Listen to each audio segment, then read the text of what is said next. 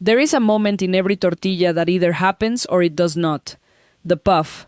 That balloon inflation that tells you the masa was right, the surface was right, the heat was right. Everything came together. We spent years getting it wrong before going back to the method that never failed our grandmothers.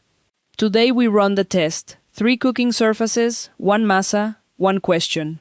What actually makes a corn tortilla puff every single time? The science is simpler than we thought. The method is older than any tutorial. And by the end of this, we will have our answer. We only need 3 things to make a tortilla that puffs: corn flour, water, and salt. That is the entire ingredient list. No baking powder, no fat, no extras. The simplicity is not a limitation. It is the point. Every variable that matters in this process comes down to how those 3 things interact.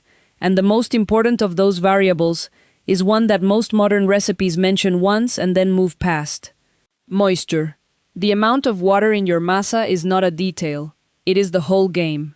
Here is the science. When a tortilla hits a hot surface, the moisture inside the dough turns to steam. That steam has nowhere to go except up, between the 2 layers of cooked masa. That pressure is what creates the puff. No moisture, no steam. No steam, no puff.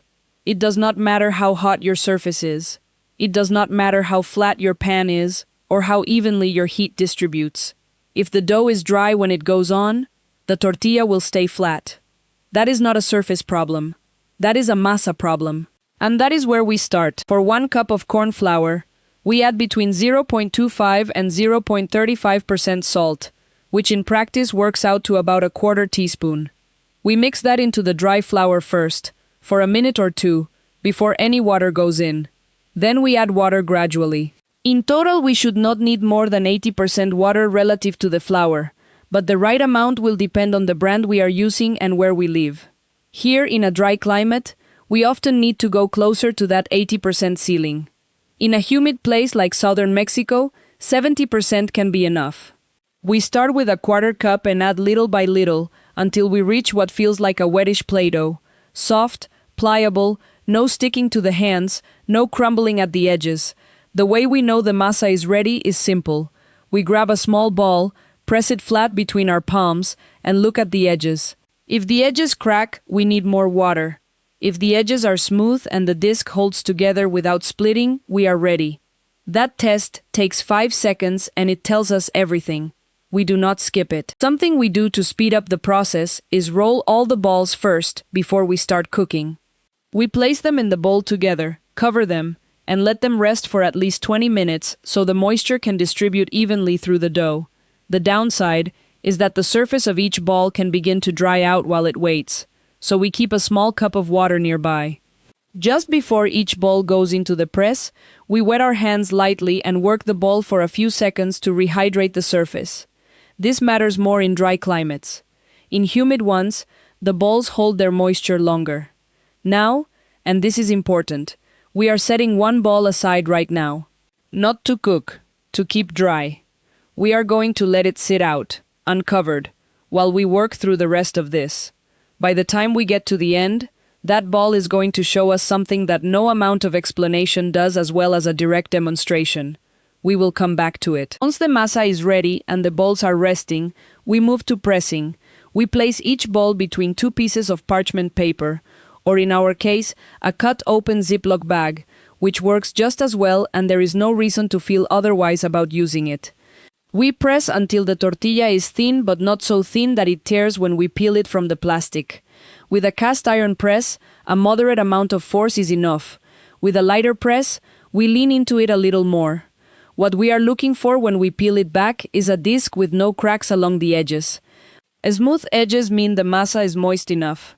That tortilla, placed on a surface that is hot enough, will puff. We have our confirmation before it ever touches the heat. We know the surface is ready when a few drops of water land on it and dance. Not sit, not evaporate slowly. Dance, skittering across the surface in small beads before they disappear. That is the heat level we need. Below that, the tortilla will cook too slowly and the steam will escape gradually instead of building up fast enough to separate the layers. The heat shock is what creates the puff. We need the surface hot enough to cook the outside of the tortilla almost instantly, trapping the moisture inside before it has a chance to escape. Most videos and most recipes will tell us the timing is 15 seconds on the first side, 15 on the second, then a final flip for 10 to 15 more until it puffs.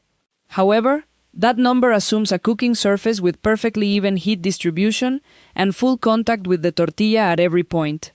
Most surfaces we actually cook on do not meet both of those conditions at the same time. The timing is a starting point, not a rule. We test our own surface and adjust from there. Surface 1 is the comal, flat, heavy, even. In the old-fashioned Mexican kitchen, this was clay or cast iron, seasoned over years of use. We place the tortilla down, and the heat meets the entire surface of the dough at once. No gaps, no warping, no ring of lower temperature around the edge. 20 seconds on the first side, we flip. 20 seconds more, we flip one last time. And there it is, the puff. The dough inflates evenly, the two layers separate cleanly, and the tortilla rounds out into a soft balloon. This is what we are after. The comal delivers it with the least amount of intervention because it was designed for exactly this. Surface 2 is the conventional non-stick pan, affordable, available everywhere, what most of us have. But here is the catch on ours. The bottom is warped in the middle.